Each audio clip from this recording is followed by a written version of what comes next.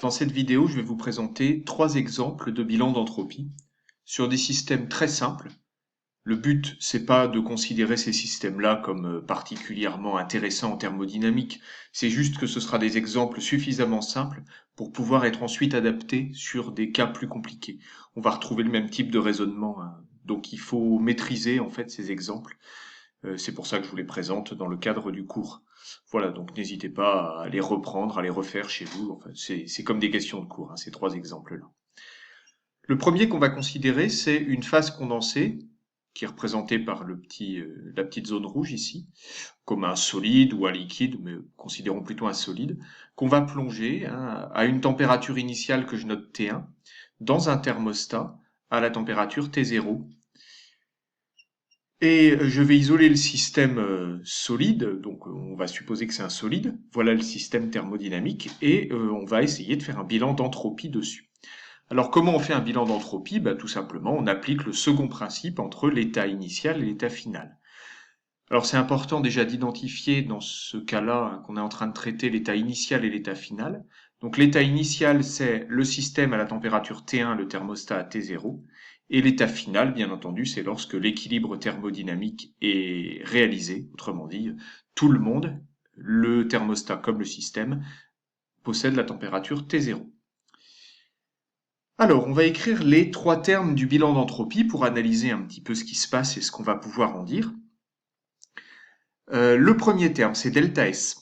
Donc delta S, c'est ici une phase condensée, incompressible, indilatable. Donc ça fait m fois la capacité massique fois ln de T0 sur T1, où T0 est la température finale et T1 la température initiale. Donc tout va bien, c'est dans le bon sens. Voilà pour delta S. Ensuite, SE, l'entropie d'échange, c'est Q sur T0, avec Q l'énergie thermique reçue par le système. Alors T0, bon, c'est la température du thermostat. Q, par contre, on ne le connaît pas. Donc pour le connaître, en fait, on va appliquer le premier principe. C'est ça qui va nous permettre d'avoir ce terme-là. On fait donc un bilan d'enthalpie, ce qui revient à appliquer le premier principe à la phase condensée, hein, transformation monobar. Donc delta H égale Q. Delta H, c'est MC delta T, et delta T, c'est T0 moins T1. T0 étant encore une fois la température finale et T1 la température initiale du système. Donc on a Q, et on reporte, ça fait l'entropie d'échange qui s'exprime comme ça, hein, MC T0 moins T1 sur T0. En appliquant le second principe, il y a une coquille ici, corrigerai dans le poly. Donc en appliquant le second principe, on peut déterminer l'entropie créée par irréversibilité, aussi appelée entropie de création. Et donc on a SI qui vaut delta S moins SE d'après le second principe. Ça fait MC ln de T0 sur T1 moins MC T0 moins T1 sur T0. J'ai repris juste les deux expressions qu'on avait vues au-dessus. Alors pour analyser ce SI, je vais le transformer un petit peu, hein, c'est une transformation qui est classique. Donc je vais partir de cette expression-là. Et puis, voyez, le moins T0 moins T1, je le remplace donc par T1 moins T0. Et ensuite, le MCln de T0 sur T1, je l'inverse, hein, pour le transformer en moins MCln de T1 sur T0. Alors, pourquoi j'ai fait ça? Simplement pour faire apparaître dans l'expression de SI 2 fois le rapport T1 sur T0.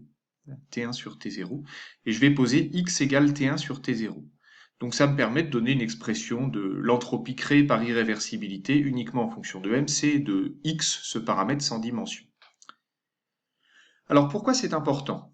Parce que j'ai considéré depuis le début une transformation pour laquelle on partait d'un solide à la température T1 et à la fin le solide avait la température T0.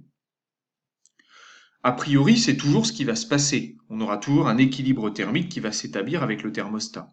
Si c'est ce qui va se passer, parce qu'on a cette intuition-là, alors normalement, le second principe doit être vérifié. Autrement dit, ce SI-là doit être toujours supérieur à 0. Ça n'apparaît pas très clairement sur l'expression, mais en fait, c'est bien le cas. Donc il faut arriver à le voir mathématiquement. Si on regarde bien SI, vous avez MC, bon, qui est toujours positif, facteur d'une parenthèse qui vaut x moins 1 moins ln de x. Alors je vais tracer l'allure de la fonction qui à x associe x moins 1 et celle qui associe ln de x pour pouvoir étudier la différence. Et voilà ce que ça donne, hein. Donc vous voyez, x moins 1, ln de x. Et ce qu'on vient de montrer, c'est que en fait, quel que soit x supérieur à 0, strictement supérieur, hein, eh bien, en fait, x moins 1 est toujours supérieur à ln de x. Voilà, donc ln de x est inférieur toujours à x moins 1. On voit qu'il y a égalité seulement pour x égale 1. Alors maintenant, on va faire de la physique. Ça veut dire, vu ce qu'on a vu au-dessus, que SI est donc toujours positif. Hein, l'entropie créée par irréversibilité dans la transformation qu'on a considérée est positive. Ça veut dire que ce que j'ai considéré comme transformation, c'est autorisé par le second principe. Voilà. Alors donc, elle peut avoir lieu. Et de plus, est-ce qu'on peut avoir une transformation réversible dans ce cas-là? Alors en théorie, oui, parce que SI est égal à 0, ça a lieu pour x égale 1. Si vous reprenez l'expression au-dessus, qui est ici, hein, x égale 1, ça fait SI égale à 0. Et c'est le seul cas, parce que c'est le seul point où on a égalité entre les deux fonctions. Mais ça veut dire que T0 égale T1, parce que x c'était T1 sur T0. Donc il se passe rien en fait, parce que dans ce cas-là, pour x égale 1, on est déjà à l'équilibre thermique à l'état initial. Voilà. Donc on peut en déduire que SI est strictement positif dès que les deux températures, la température du thermostat et la température initiale du solide, sont différentes. Voilà, donc la transformation, elle est irréversible dès que les deux températures sont différentes. Alors ça, c'est quelque chose qu'on va garder et dont on va se souvenir, qu'on va se souvenir pour les machines thermiques, parce que si la température du solide et du thermostat sont différentes, la transformation est irréversible à cause tout simplement du gradient thermique entre les deux. Alors qu'est-ce que c'est le gradient thermique? C'est simplement la différence de température. Si vous avez un endroit où la température n'est pas la même qu'à un autre endroit et que vous avez possibilité de transfert thermique, alors le transfert thermique est un phénomène irréversible. Donc voilà la cause de l'irréversibilité de la transformation, hein. C'est un transfert d'énergie entre deux zones de température différentes. Voilà. Donc on a en fait exprimé l'entropie créée par irréversibilité dans ce cas-là. Un autre exemple de transformation irréversible célèbre, c'est ce qu'on appelle la détente de Joule et Gay-Lussac. Alors bon, c'est deux noms de physiciens, hein, mais c'est plutôt une expérience plutôt de pensée, mais qui peut nous servir quand même dans différents contextes. Alors on va considérer un gaz qu'on va supposer parfait pour simplifier, même si on pourrait le faire avec un gaz plus complexe. Et initialement, il est dans un compartiment, il occupe un volume V0. Et il y a une paroi ici, hein, une paroi indéformable, qui le sépare d'un autre compartiment vide de même volume V0 pour simplifier. Et on suppose que tout ça c'est thermiquement isolé, donc le gaz ne peut pas recevoir d'énergie du milieu extérieur. Hein, tout ça, ça se produit de manière adiabatique. Et puis, on va supposer qu'on retire rapidement la paroi, ici, hein, séparant les deux compartiments, ce qui autorise le gaz à se détendre, en fait, hein, se détendre dans le vide et à occuper le volume de V0 à l'état final. Et puis, à la fin, il arrive à l'équilibre thermodynamique, donc la pression est définie partout. On va essayer de comprendre ce qui se passe. Ça, c'est clairement irréversible, hein, puisque on ne peut pas, évidemment, passer de cette étape-là à cette étape-là spontanément par... de manière macroscopique, il suffit pas de remettre la paroi pour que le gaz revienne là. Et on va essayer d'étudier cette irréversibilité. On va appliquer le second principe au gaz pour essayer de calculer SI dans le cas de cette transformation. Delta S égale SE plus SI. Alors SE c'est facile, parce que l'enceinte était calorifugée. Donc le gaz au cours de la détente, il peut recevoir aucune énergie thermique. Donc si Q égale à 0, on en déduit que l'entropie d'échange est également nulle, hein, SE égale à 0. De toute façon, on a une transformation adiabatique, puis comme on l'a vu au-dessus, ça implique SE égale à 0. Voilà. On ne peut pas appliquer les lois de Laplace ici. Il faut faire un peu attention parce que tout simplement, la transformation, la pression n'est pas définie à tout instant. Donc même si c'est une transformation adiabatique, vu que le gaz est en train de se détendre, eh bien c'est une détente brutale, hein, c'est pas une détente lente, et donc on peut pas dire que la pression du gaz est définie à tout instant, et c'était une hypothèse fondamentale sur les lois de Laplace. Voilà, donc je le précise ici parce que s'il pourrait être tentant de dire c'est une adiabatique avec un gaz parfait, donc on applique les lois de Laplace, mais ici la détente étant brutale, la pression n'est pas définie à tout instant, donc ça marche pas. En revanche, on peut calculer delta S parce que c'est un gaz parfait, on a un état initial bien identifié, un état final aussi. Alors on va se servir de l'une des trois expressions de delta S pour le gaz parfait. Donc là, voilà, hein, vous pourrez remonter dans votre cours pour voir d'où ça sort, mais c'est delta S pour un gaz parfait, avec la température initiale, la température finale, volume initial et volume final. Alors pour le volume, c'est facile, hein, le volume initial c'est V0, volume final de V0, mais pour les températures, c'est moins évident. Alors quel est le lien entre la température du gaz ici et la température du gaz là? Est-ce qu'il y en a un? Alors en fait, il y en a un. Et pour le déterminer, on va appliquer le premier principe. Comme toujours, lorsqu'on veut déterminer les températures, c'est ce qu'il y a de plus simple. Donc on applique le premier principe au gaz lors de la transformation, delta U égale W plus Q. Q égale à 0, parce que la transformation est adiabatique, et W est égal à 0. Alors ça, pourquoi? Simplement parce que le gaz est en train de se détendre dans du vide. Donc il n'a aucun travail à fournir pour se détendre. Il n'y a pas de force de pression qui travaille lors de la détente, parce qu'il se détend dans du vide en fait. Voilà, j'ai mis une petite remarque en dessous que vous pouvez regarder parce qu'on peut se demander pourquoi le moins PDV ça s'applique pas, hein, mais c'est simplement que on n'a pas de paroi, on n'a pas de piston ici, et c'est une détente au cours de laquelle la pression du gaz n'est pas définie en tout point. Donc là, on va admettre que c'est le plus simple, c'est de dire W égale à 0 car le gaz se détend dans du vide. Alors on en déduit que delta U est égal à 0, hein, puisque W et Q sont nuls. Si delta U est égal à 0, on va dire que cette détente a lieu à énergie interne constante. Mais pour un gaz parfait, puisque c'est cette hypothèse qu'on a fait au début, l'énergie interne ne dépend que de la température. Donc ça veut dire que la température ne varie pas non plus au cours de la détente. Voilà. Donc on en déduit qu'en fait le gaz a exactement la même température au début qu'à la fin, puisque en fait le gaz ne reçoit pas d'énergie thermique et ne reçoit pas ou ne fournit pas de travail. Voilà. Donc c'est isotherme, puisque c'est iso-énergie interne. Alors revenons à notre calcul de delta S ici. Pourquoi j'ai fait tout ça? Parce que je voulais relier les deux températures. Donc comme c'est les mêmes, ce ln se simplifie et il reste seulement delta S égale nr ln de 2V0 sur V0, donc nr ln de 2.